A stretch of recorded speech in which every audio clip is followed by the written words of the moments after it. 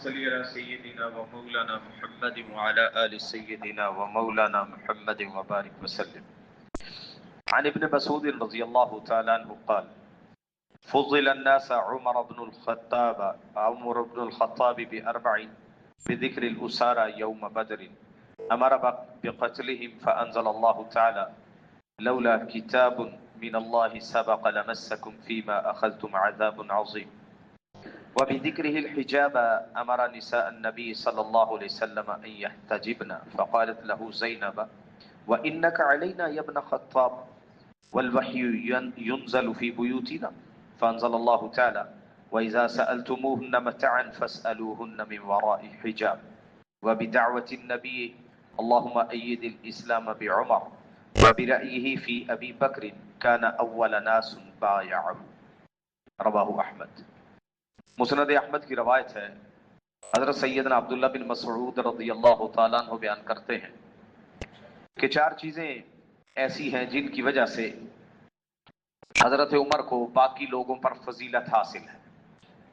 وہ چار چیزیں: ایک تو بدر کے قیدیوں کو انہوں نے قتل کرنے کا حکم دیا تھا، جس پہ اللہ رب العزت نے ان کی تائید نازل فرمائی اور یہ بات ارشاد فرمائی: لولا کتاب من اللہ سبق لمسکم فیما اخذتم عذاب عظیم.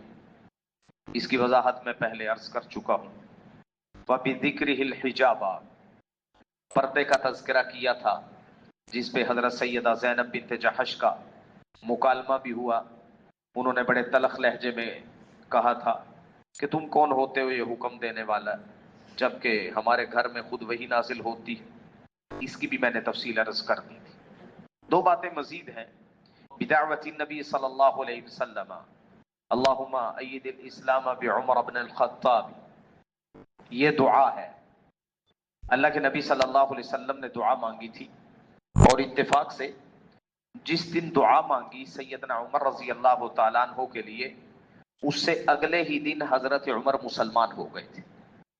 دو آدمیوں کے لیے دعا مانگی تھی: اللہم اید الاسلام بعمر بن حشام، اور ایک روایت میں الفاظ ہے بأبی جہل و بعمر بن الخطاب، یا اللہ اسلام کو تقویت عطا فرما دے عمر کے ذریعے، خطاب کے بیٹے عمر کے ذریعے، یا ہشام کے بیٹے عمر کے ذریعے. ابو جہل کا اصل نام عمر تھا. اور یہ دعا قبول ہوئی. اس سے اگلے ہی دن سیدنا عمر رضی اللہ تعالیٰ عنہ مسلمان ہو گئے تھے. اسی وجہ سے جب بھی سیدنا عمر کا تذکرہ آتا ہے تو کہا جاتا ہے کہ عمر مراد نبی ہیں، نبی نے مانگا اللہ سے، نبی صلی اللہ علیہ وسلم کی مراد تھے.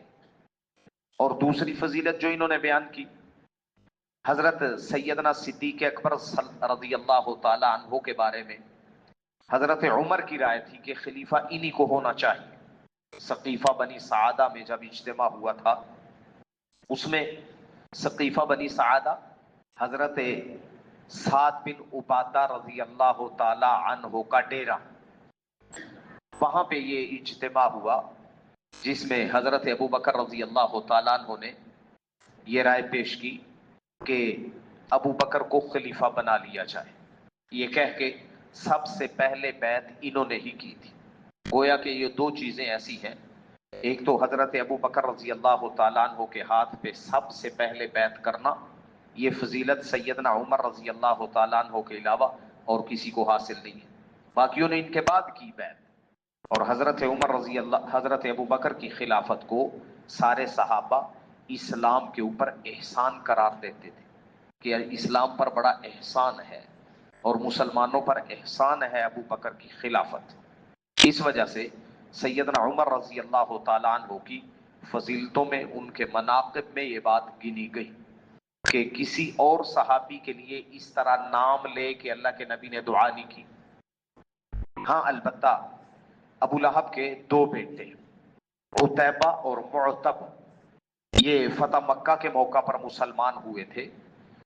ان کے بارے میں اللہ کے نبی صلی اللہ علیہ وسلم نے ارشاد فرمایا تھا: میں نے اپنے چچا کے ان دو بیٹوں کو اللہ سے مانگا تھا، جبکہ دعا کے الفاظ وہ موجود نہیں ہیں.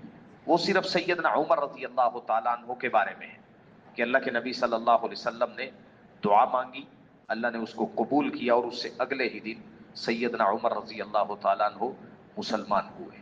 اللہ رب العزت ان کے بارے میں ہمیں بھرپور عقیدت نصیب فرمائے۔